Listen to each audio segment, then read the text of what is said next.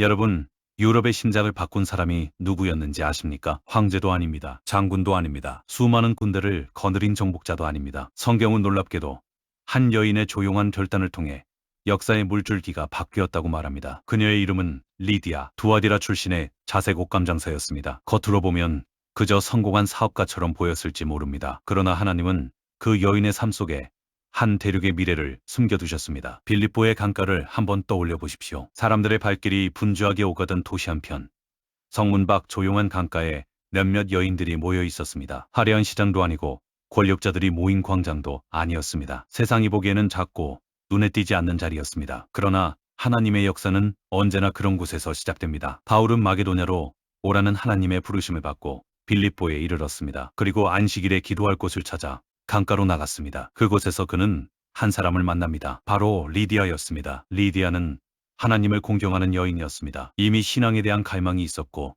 진리를 향한 목마름도 있었습니다. 그러나 아직 복음의 중심이신 예수 그리스도를 분명히 알지는 못했습니다. 겉으로는 부족함이 없어 보였을 것입니다. 경제력도 있었고 자기 일을 당당히 해내는 능력도 있었습니다. 하지만 사람의 마음 깊은 곳에는 돈으로도 채울 수 없는 빈자리가 있습니다. 그 빈자리는 오직 하나님만이 채우실 수 있습니다. 성경은 아주 짧지만 깊은 한 문장으로 그 순간을 설명합니다. 주께서 그 마음을 여셨다. 저는 이 표현이 참 좋습니다. 복음은 단지 귀로 듣는 말이 아닙니다. 하나님께서 닫힌 마음을 여실 때 익숙했던 인생이 전혀 다른 방향으로 흘러가기 시작합니다. 그날 강가에서 리디아는 단순히 좋은 말씀 하나를 들은 것이 아니었습니다. 그녀는 살아계신 하나님의 초대를 받은 것입니다. 그리고 그 초대에 응답했습니다. 이제부터 이야기는 달라집니다. 믿음은 마음속 감동으로만 머물지 않습니다. 참된 만남은 반드시 삶의 문을 열게 합니다. 리디아는 세례를 받고 곧바로 바울 일행에게 이렇게 말합니다. 만일 나를 주 믿는 자로 알거든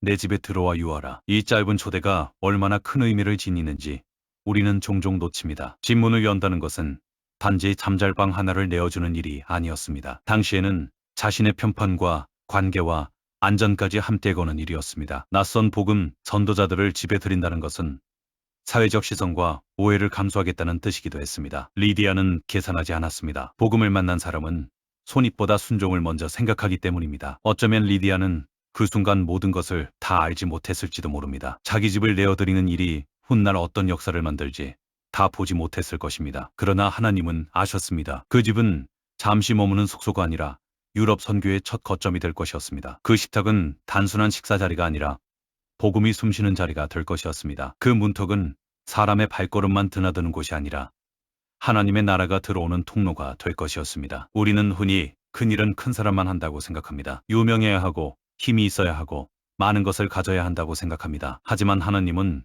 리디아를 통해 말씀하십니다. 네가 가진 것이 많아서가 아니라 네가 문을 열었기 때문에 내가 일한다. 곰곰이 생각해 보십시오. 유럽의 복음화는 거대한 회의실에서 시작되지 않았습니다. 웅장한 성전에서 시작된 것도 아닙니다. 한 여인이 마음을 열고 이어서 집을 열었던 그 자리에서 시작되었습니다. 마음이 열리자 집이 열렸고 집이 열리자 길이 열렸고 길이 열리자 대륙이 열렸습니다. 이것이 바로 하나님 나라의 방식입니다. 세상은 큰 소리와 화려한 힘으로 움직이는 것 같지만 하나님은 조용한 순종으로 시대를 바꾸십니다. 사람들은 리디아를 거대한 지도자라고 부르지 않았을지 모릅니다. 그러나 하나님은 그녀의 환대를 통해 한 도시를 만지셨고 한 지역을 흔드셨고 결국 한 대륙에 복음의 씨앗을 심으셨습니다. 사랑하는 여러분, 여기서 우리의 이야기가 시작됩니다. 우리도 리디아처럼 살아가고 있지 않습니까? 겉으로는 각자의 자리에서 바쁘게 살아갑니다. 가정을 돌보고 일터를 지키고 책임을 감당하며 하루하루를 보냅니다. 어쩌면 이 나이에 내가 무슨 큰일을 하겠는가 하고 생각하실지도 모릅니다. 그러나 하나님은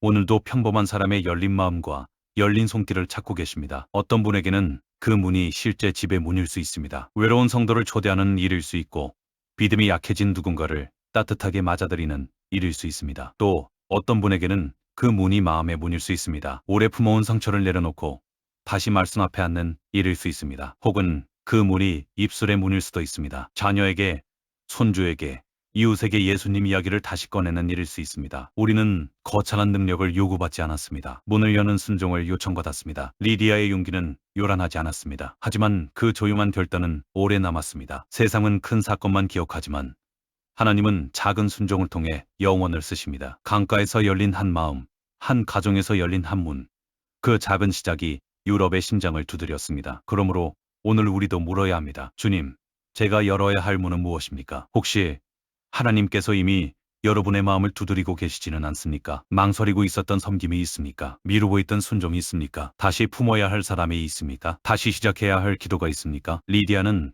완벽해서 쓰임받은 것이 아닙니다. 열려 있었기 때문에 쓰임받았습니다. 그리고 그 열린 삶 하나가 복음의 길이 되었습니다. 오늘도 하나님은 한 사람을 찾으십니다. 허리한 사람이 아니라 열려있는 사람을 찾으십니다. 큰 능력의 사람이 아니라 작은 초대를 드릴 수 있는 사람을 찾으십니다. 바로 그 한 사람을 통해 가정이 살아나고 교회가 새로워지고 다음 세대가 믿음의 길을 발견하게 하십니다. 여러분의 작은 순종이 결코 작지 않습니다. 여러분의 따뜻한 환대가 결코 헛되지 않습니다. 여러분의 집, 여러분의 식탁, 여러분의 기도, 여러분의 한마디가 누군가에게는 복음의 시작이 될 수 있습니다. 리디아처럼 마음을 여십시오. 리디아처럼 문을 여십시오. 그리고 믿으십시오. 하나님은 우리가 여는 작은 문을 통해 우리가 상상하지 못한 큰 역사를 시작하십니다. 한 번의 초대가 역사를 바꿀 수 있습니다. 한 사람의 환대가 대륙의 방향을 바꿀 수 있습니다. 그리고 오늘 그 이야기는 여전히 계속되고 있습니다.